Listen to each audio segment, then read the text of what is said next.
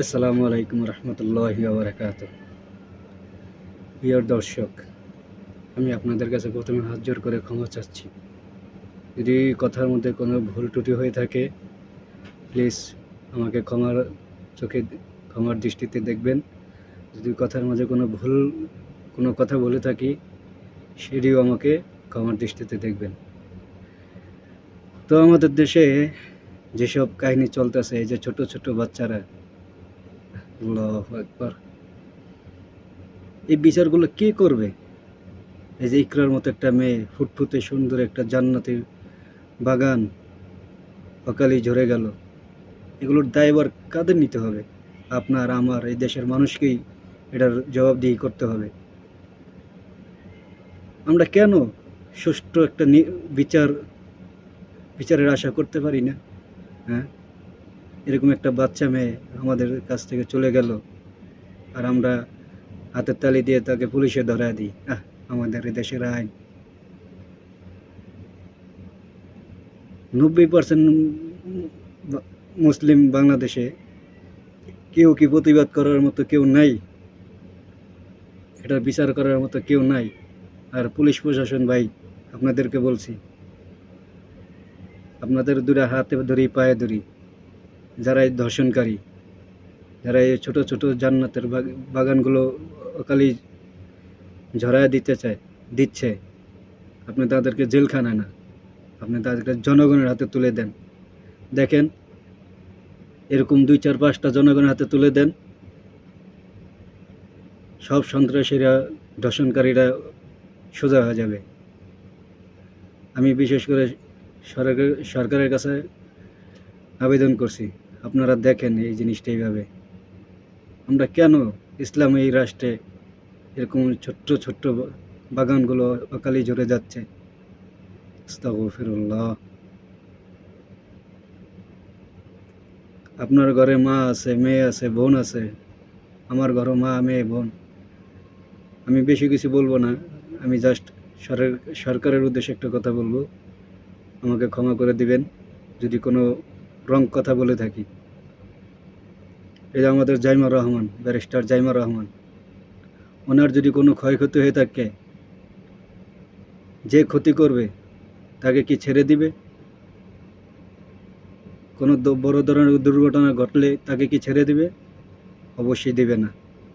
তা আপনার মেয়ের যেরকম সেফ, আর একটা বাবার মেয়েও ওরকম সেফে থাকতে হবে। এরকম যদি আমাদের বাংলাদেশে চলে, আমাদের বাংলাদেশ আর বাংলাদেশ থাকবে না। আমাদের বাংলাদেশ ভরে যাবে জিনার রাজত্ব, চোরের রাজত্ব, খুনির রাজত্ব। এই দেশের সরকারের কোনো লাভ হবে না। সরকার শুধু চেয়ারে বসে থাকবে আর ভিডিও দেখবে, আর বলবে তদন্ত করে আমরা দেখছি। এই তদন্ত করতে করতে করতে করতে এই দুনিয়ায় শেষ হয়ে যাবে একদিন। তাই আপনাদের কাছে অনুরোধ, এই তদন্ত করা বাদ দেন, ঠিক আছে? একটা চোরের জনগণের সম্মুখে হাতের কবজি কেটে দেন, আরেকটা চোর ঠিক হয়ে যাবে। একটা ধর্ষণকারীরে ওপেনে শাস্তি দেন, আরেকটা ধর্ষণকারী ঠিক হয়ে যাবে।